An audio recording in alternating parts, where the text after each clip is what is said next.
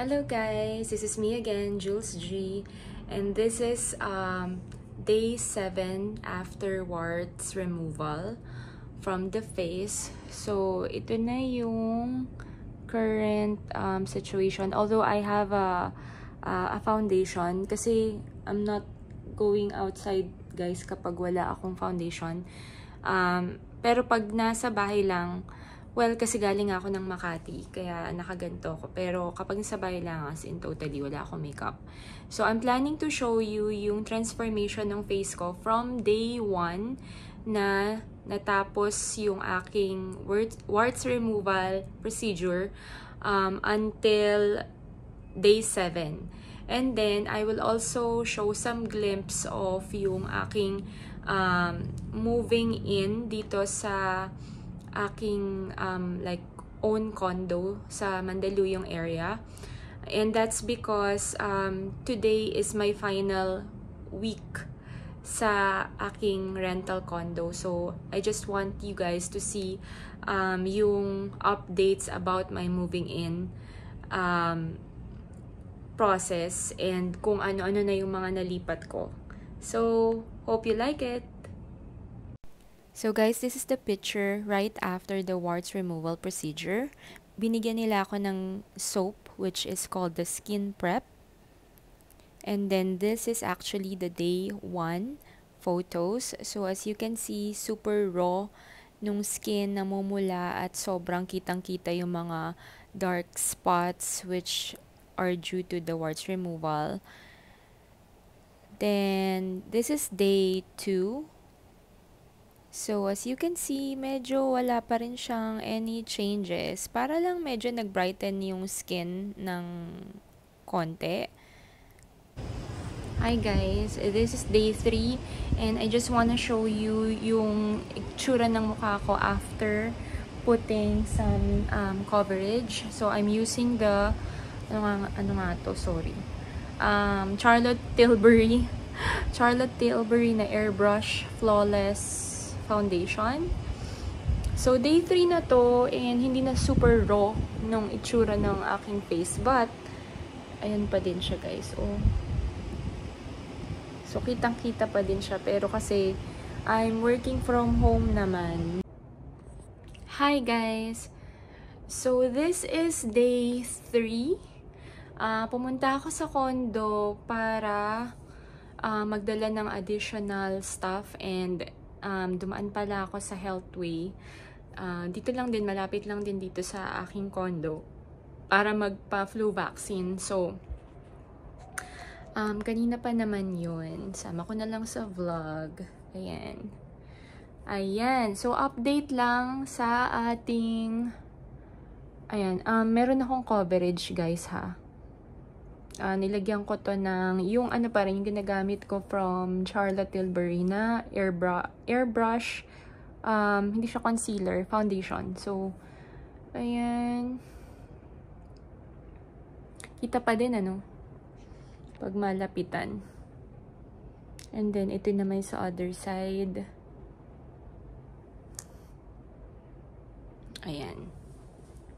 So nagdala ako ng mga plates, mga bowls, yung mga glasses na pwede kong gamitin dito. So, kasi 2 weeks na lang ako doon sa aking rental condo. I need to move na soon. So, yun. Meron pa akong isang naiisip na bilhin sana. Maglalagay ako ng dehumidifier. Kasi napansin ko dito nung umulan, or yung tag-ulan, basa yung, yung sahig or yung tiles dito sa kwarto. Hindi naman super, pero mafe-feel mo na parang moist, may moist siya. So, kaya I think makakatulong yon para lang din hindi magkaroon ng mold dito sa loob ng unit. So, natutuwa ako kasi nakita ko kanina bago ako pumunta dito na ginagawa yung katabi ko na unit. And nakabukas kasi habang ginagawa ni na kuya yung unit niya, nakita ko parang pinapaayos niya yung kanyang kitchen. Ang ganda! So, hindi ko alam kung ipapa-Airbnb yun or finally magkakaroon na talaga ako ng neighbor. So, hopefully, para hindi naman sobrang tahimik, ako lang ang dito maingay. Charot.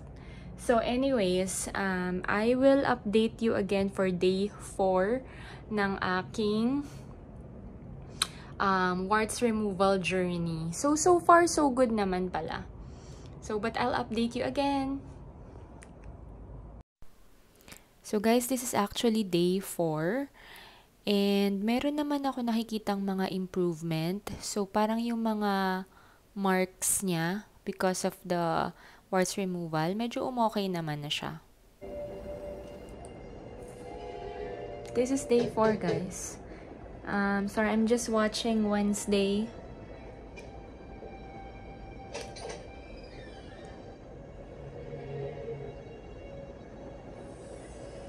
May coverage ako, guys.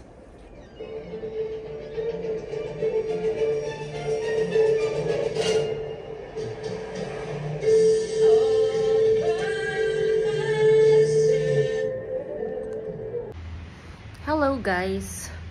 So, kauuwi ko lang from dinner with my family.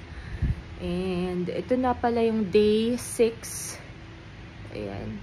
Meron akong coverage kasi di pa ako naghihilamos. So, ito na yung day 6.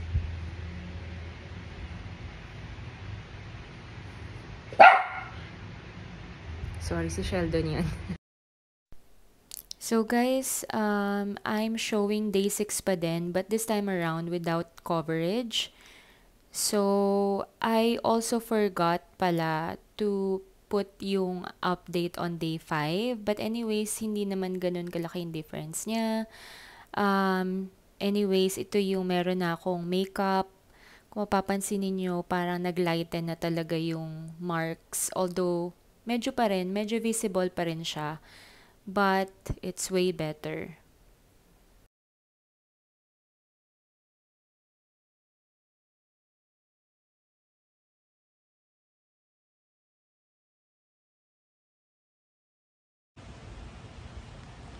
Hi guys, I'm filming today just because this is my last full week in my rental condo, and I'm really getting ready. So itong aking workstation, pansinin niyo yung background ko, halos wala nang masyadong laman.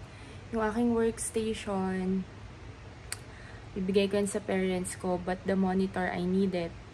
And syempre yung laptop ko. So, for today, kailangan ko na silang dalhin doon sa aking condo. So, by Monday, or by next week, kapag nag-work from home, I need to be working there na sa aking own condo. And, si Sheldon naman, nandito pa rin naman siya. Since I still have until end of the week before I end my contract. So, yun lang.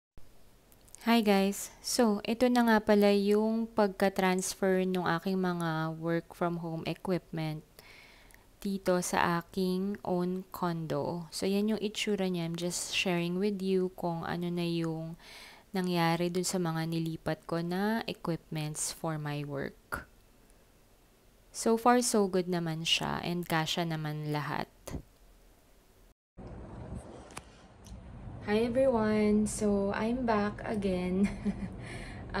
So, this time around, since yun nga na-mention ko kanina na it will be my last weekend doon sa rental condo, I need to start packing some stuff. And inuna ko na yung aking work from home na equipment. So, ganito yung itsura niya. Hold on. Ayan. So, remember, nagpagawa tayo dito ng vanity area, pero slash work from home area na rin. Ito talagang chair na to is from dun sa kitchen. Technically, kitchen. Not kitchen, parang dining table slash TV, ano na rin siya. TV table na rin siya. So, bali, this one is my monitor na 27 inches. So, siguro sakto lang. Although meron pa siyang konting space dito. I think pwede pa ditong isiksik yung 32. But, it's too tight na. Kaya siguro okay lang din na 27 inches. Papalitan ko to ng mas malaki kasi meron talaga akong spare na mas malaki na keyboard. Kaso, sanay kasi ako na dual monitor. So, unfortunately, yung aking laptop, nandito lang siya. Wala na akong additional space. Not unless magawa ko ng paraan na maglagay dito ng another table or something para lang dun sa aking laptop. So, as you can see, super tight talaga nung space. Kaya pag nasa condo talaga kayo guys, just make sure that kung paano ninyo i-design yung condo, especially for a very small unit like this, you should always consider ano ba yung lifestyle ninyo. Like, ano ba yung parang magbibigay sa inyo ng comfort. At the same time, it will also parang support kung ano talaga yung current lifestyle ninyo. So, for example, for me, I know na although I am not really working from home every day, pero it's part of my job to at least work from home like once a week. So, it's important for me na comfy yung aking workstation, ng aking space for, you know, for working. Kasi nga, it's my source of income. So, I am not really willing to sacrifice that space. So, kahit maliit yung space ko. So, when you are doing any interior in your unit, especially if it's your first time, always consider kung ano talaga yung non-negotiable sa inyo. When it comes to the design, to the partition of the room. So, ayun lang. Isang tip na masasabi ko. And always measure, kasi itong mga gamit ko nito, like my printer over there, ito.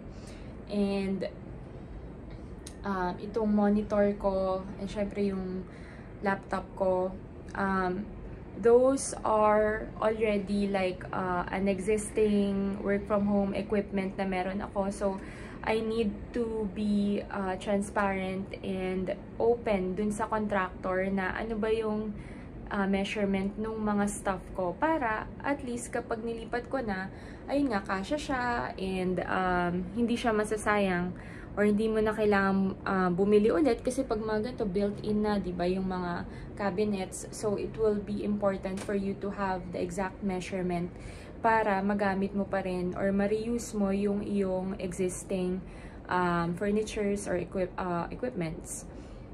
Another thing na gusto ko lang i-share is itong binili kong parang stand ng aking monitor. Kasi alam ko na may laptop ako na hindi magkakasya dahil nga maliit lang yung space niya.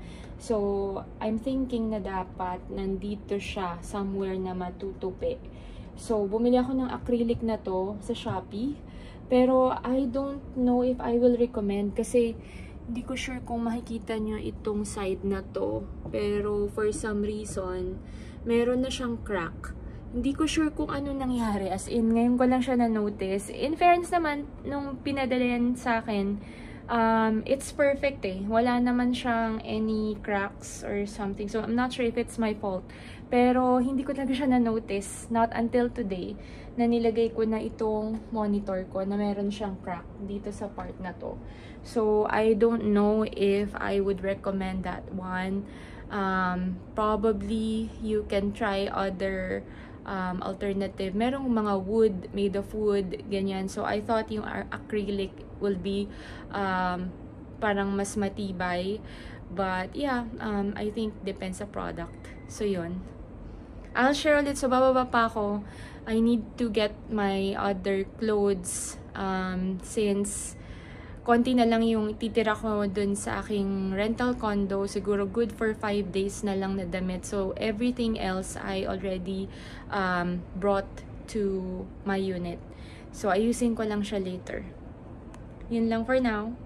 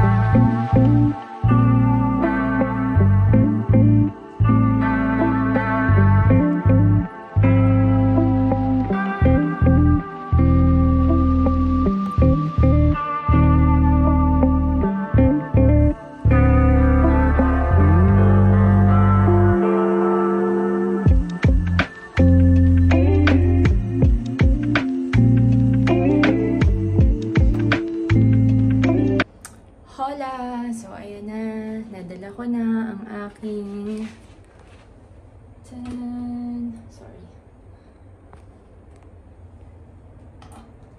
luggage. So, mag-unpack lang ako and I will be back again.